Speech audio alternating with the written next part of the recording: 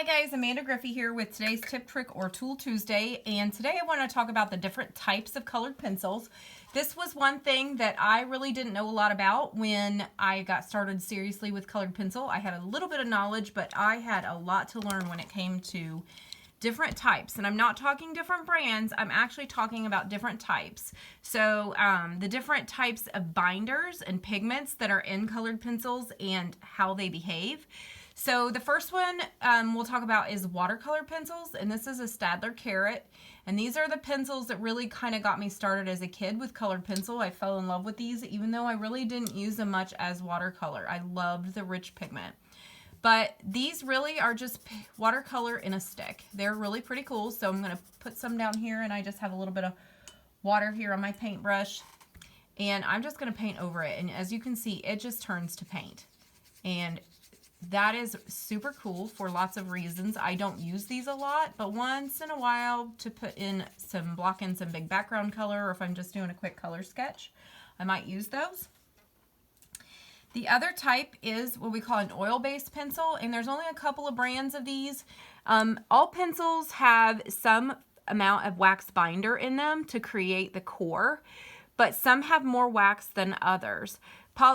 This is a Faber-Castell Polychromos. These have very little wax binder in them. They're very hard, but they have a very rich pigment.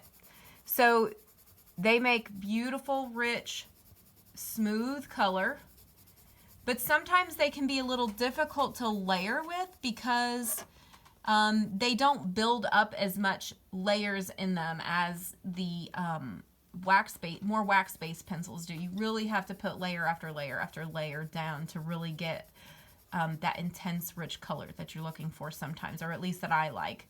So the next kind are wax pencils, or more wax-based pencils. And these are two examples of more wax-based pencils. This is the Prismacolor Premiers and the Coran d'Ache Luminance. And these are both very creamy, very high wax content cores. They go down very, very smoothly. I love the Luminance. They're very rich colors. But so are the Prismacolors for that matter, but they have a tendency to have what's called wax bloom. And the wax bloom will look like a film. It will eventually kind of come to the surface, and it'll look like a light whitish film on the top of your work. And that's something that I don't really care for. So I kind of lean away from the Prismacolors unless I'm looking for a color that I just don't have in any other brand. But there are some benefits. That, like I said, the Luminance does not have the wax bloom that the Prismacolors do. But the beauty of the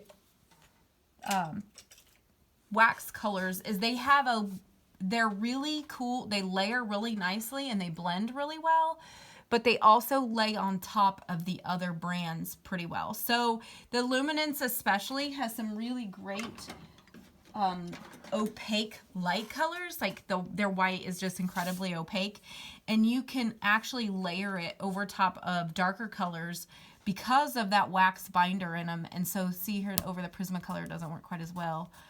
Over itself, it doesn't work very well, but it really goes nicely over top of the Faber-Castell Polychromos, the more oil-based pencil. And you can really see how that lighter color layers over top of the oil-based pencil. And that's how I use the wax-based pencils. A lot of times I'll put my base layers down with my Polychromos to really get that depth and that richness. And then if I have some highlights I want to pull out, or some light spots, or maybe I just don't quite have the right color I'm looking for and I kind of need to blend it and create a color, I might take, okay, so like this real pretty, like almost seafoam green color, and I can put over top of it and really change the whole color of that. And that's two different colors. That's the Polychromos underneath and the Luminance over top. And this is, I can't even read it. I don't know. I need my glasses adjusted anyways.